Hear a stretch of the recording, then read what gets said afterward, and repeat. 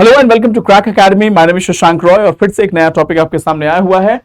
India recorded most malaria cases in south and south east Asia in 2022। Climate change major driver globally, world health organization. अब क्या ये information significant है?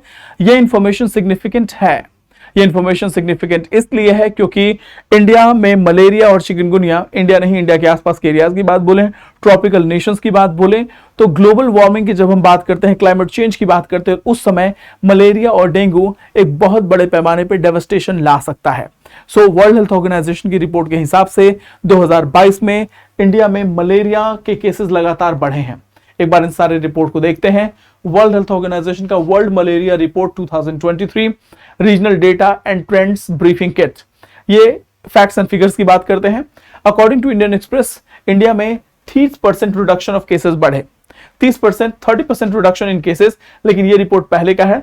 India accounted for 0.99% of global malaria death, 1.4% of total malaria cases globally India में थे। लेकिन अभी हम बात कर रहे हैं वर्ल्ड हेल्थ ऑर्गेनाइजेशन के रिपोर्ट के बारे में। टीम, ये इंपॉर्टेंट इसलिए भी हो जाता है कि जब हम ग्लोबल वार्मिंग की बात करेंगे, जब हम ग्लोबल वार्मिंग की बात करेंगे, जब हम अनसीजनल रेन की बात करेंगे, ठीक है, तो इससे क्या होगा? और ह्यूमिड, तो जब हम ह्यूमिड क्लाइमेटिक कंडीशन के बारे में बात करेंगे, तो ह्यूमिड क्लाइमेटिक कंडीशन में डिजीज ट्रांसमिशन बहुत इजी हो जाता है और वेक्टर बोर्न डिजीजेस का खतरा बढ़ जाता है। वेक्टर बोर्न डिजीजेस का खतरा बहुत बढ़ जाता है।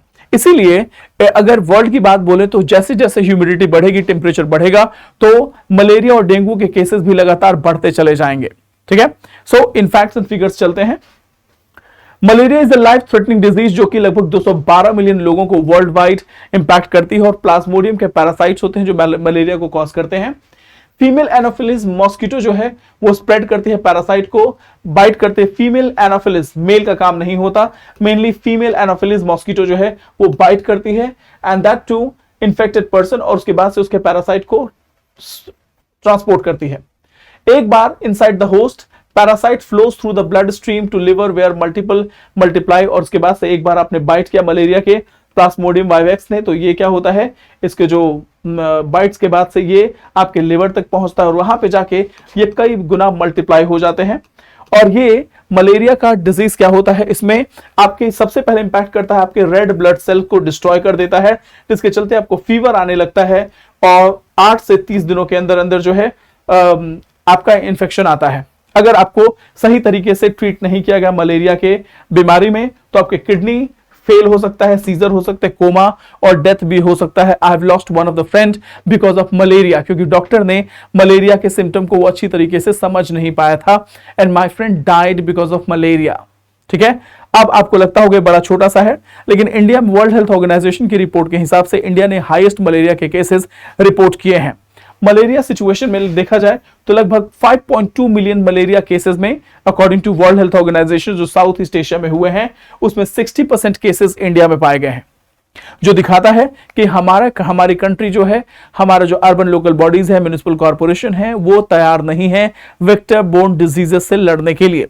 ये भी दिखाता है कि unseasonal rainfall, rising temperature, humid climatic condition malaria के केसेस को बढ़ाएंगे और डेथ एंड डिसेबिलिटी बढ़ती रहेगी। सो 5.2 मिलियन मलेरिया केसेस जो साउथ ईस्ट एशिया में 2022 में हुए, उसमें 66% इंडिया में हुए। मलेरिया में इंडिया की अगर बात बोलें, इट वाज रिड्यूस्ड बाय 55% 2015 से, लेकिन इधर लगातार देखा जा रहा है कि सिटीज जैसे मुंबई है, दिल्ली है, इसमें 2022 के बाद से मलेरिया के केसेस लगातार बढ़ते चले जा रहे हैं। क्या क्लाइमेट चेंज का इंपैक्ट है? क्या मलेरिया के बढ़ने के पीछे क्लाइमेट चेंज का लेना देना है? बिल्कुल है। वर्ल्ड मलेरिया रिपोर्ट 2023 का यह कहना है कि क्लाइमेट चेंज का डायरेक्ट और इनडायरेक्ट इंपैक्ट है मलेरिया के स्प्रेड के बीच में। ठीक है, ये क्या कहता है? चेंजिंग क्लाइमेट कंडीशन जो है वो मलेरिया पैथोजन और मॉस्किटोस को इजीली मौका देते हैं डिजीज ट्रांसमिशन के लिए। यानी डायनेमिक, आपके जो ह्यूमिड क्लाइमेटिक कंडीशन है उसमें मलेरिया के जो पैथोजन है वो इजीली ट्रांसमिट कर पाते हैं अपने आप को, और ये सबसे बड़ा कारण है global warming. Now global malaria picture की अगर बात बोले तो 249 मिलियन मलेरिया केसेस जो हैं वो 2022 में रिकॉर्ड किए गए, जो कि 2019 से बहुत ज्यादा है। इसका मतलब टेम्परेचर बढ़ा हुआ है, पाकिस्तान में लार्जेस्ट केसेस हुए मलेरिया के, उसके बाद से Ethiopia, Nigeria, Uganda, Papua New Guinea. यानी अगर इन कंट्रीज को देखें तो इन कंट्रीज में जम के बारिश हुई थी, जम के फ्लडिंग हुई थी और उसके बाद से ह्यूमिडिटी बढ़ी थी और यहां पे मलेरिया के केसेस भी बढ़े थे। Pakistan was worst affected. उसके बाद से आपका इथोपिया है और अफ्रीकन कॉन्टिनेंट की बहुत सी कंट्रीज हैं जो मलेरिया, डेंगू, कॉलेरा जैसी बीमारियों से लगातार जूझ रही हैं। ना malaria death India and Indonesia की बात बोलें तो 94% जो डेथ हुए हैं मलेरिया से 2022 में, ठीक है, वो इंडिया और इंडोनेशिया दोनों को मिला के हुए हैं। अफ्रीका के ऊपर हाईएस्ट बर्डन रहा है और केसेस लगातार बढ़ते चले जा रहे हैं। नाउ रीजनल सक्सेस स्टोरीज की अगर हम बात बोलें कि वो कौन कौन से स्टेट्स हैं, कौन कौन सी कंट्रीज हैं जिन्होंने बहुत अच्छा कंट्रोल किया है, तो south east Asian region, India ने बहुत बड़े लेवल में मलेरिया के केसेस को कम किया है, लेकिन लास्ट 2 डेकेड्स की बात बोले तो 2022 के बाद से ऐसा लग रहा है कि ये कंट्रोल खत्म हो रहा है। भूटान, तिमोर लेस्टे, श्रीलंका में 0 मलेरिया केसेस थे 2022 में, लेकिन इन कंट्रीज में भी लगातार केसेस देखे जा रहे हैं। नाउ क्लाइमेट चेंज का impact of climate change on health, इसके बारे में लगातार बातें करते चले आ रहे हैं। Now 28th conference of parties ने सबसे पहले क्लाइमेट चेंज और हेल्थ के बारे में बात करना शुरू किया है। डायरेक्ट और क्लाइमेट चेंज का एक मल्टीप्लेयर इफेक्ट है, ठीक है, direct and multiplayer effect of climate change on health, ये सबसे बड़ी बात है। तो COP28 में हम लगातार डिस्कशन करते चले आ रहे हैं कि क्लाइमेट चेंज का क्या इंपैक्ट होगा हेल्थ पे, और उसमें से एक है मलेरिया और वेक्टर बोर्न डिजीजेस लगातार बढ़ते रहेंगे। वेक्टर बोर्न डिजीजेस बढ़ते रहेंगे और ये डेथ और डिसेबिलिटी को प्रमोट करेंगे। WHO का ये कहना है कि अगर देखा जाए तो हमारा जो गोल था कि वर्ल्ड को मलेरिया को वर्ल्ड से इरेडिकेट कर देना है, वो टारगेट थोड़ा सा ऑफ ट्रैक होता हुआ दिख रहा है।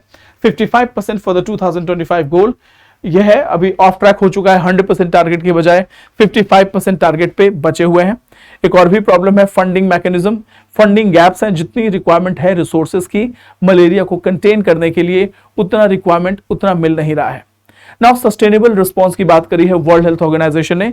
WHO call for sustainable and resilient malaria response. इसके लिए सबसे पहले फंडिंग को ब्रिज करना होगा, अभी जो फंडिंग गैप है उसको ब्रिज करना होगा और मल्टी स्टेक होल्डर सपोर्ट की जरूरत है। मल्टी स्टेक होल्डर सपोर्ट की जरूरत है और this is what malaria is all about, और यही चीज वर्ल्ड हेल्थ ऑर्गेनाइजेशन ने कहा है। So this is it in this article. We'll get back to you with a new topic. Thank you so much. God bless you all. Jai Hind, Jai Bharat. Thank you.